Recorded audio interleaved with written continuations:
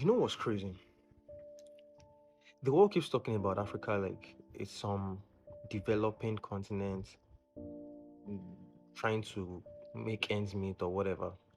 But there was actually a time when Africa was the center of the world, right? We're not the victims. Africans were not followers. They were not subservient, living from hand to mouth. Africa was actually the center of global trade. Africa was the center of global trade, of culture, of knowledge. Those people, they didn't come to Africa to come and help Africa or to come and save Africa. They actually came to learn. They came to learn from Africa. They came to trade with Africa. So that's the first thing you have to understand, that the Africa is still today, that was not how it was. Long before they knew what the map was, there were golden highways in Africa.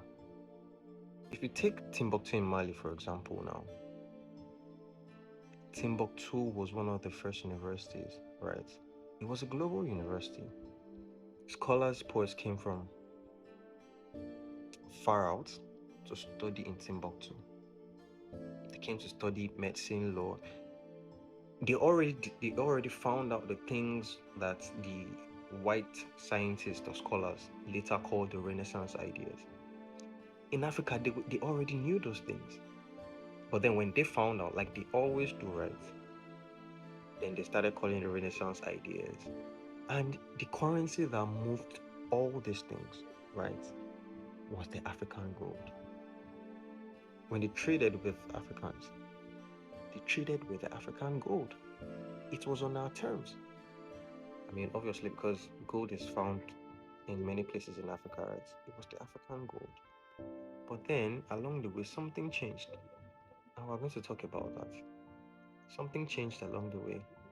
The same roads that brought respect later brought greed.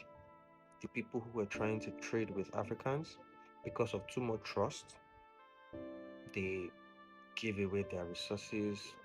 I mean, they just realized that, come on, if Africa could build wealth from its resources, we might as well take it for free and control it. So the thing that once connected the world, right, it became the same thing that exploitation entered. That is where Africa's mentality began to change. I mean, the way I see it, you can tell it's just from too much trust. Because if you think about it, Africa generally, we are a communal society, right? So we live in communities. Now we may segregate ourselves, but we segregate based on the community. It still happens today. So my community, your community, but we live together. And once the white man came and said, "Oh, let's do business together," because you're coming, okay, you are invited. But the difference is, even till today, they don't come with that mentality. They come with, "I want to conquer." So when they realized, oh, this is by welcoming us with open arms, and they have so many resources, and they trust us, and we are just looking for places to conquer, and we need these resources in our place. What do? Let's trick them. They trust us, and then we take control. That was basically, we will talk about these things. We'll talk about them. So that was where Africa's current mentality began. We were once the standard.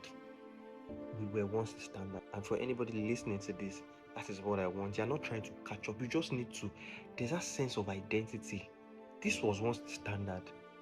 So you're not trying to catch up. You're trying to remember who you once were. It's like someone whose memory has been wiped, and then somebody needs to jolt them back to life. So as we continue, we'll unwrap all these things, and then we'll learn from there.